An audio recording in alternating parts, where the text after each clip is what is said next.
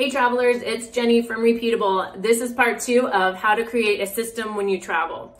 When I was a business consultant traveling every week, the system I set up to pack my clothes was to figure out how many days I would be at the client site, what I might be doing after work, such as workouts or going out with colleagues, and then what I was going to wear when I was flying to and from the client site. This was a really easy way for me to figure out how many clothes to pack so I wasn't overpacking.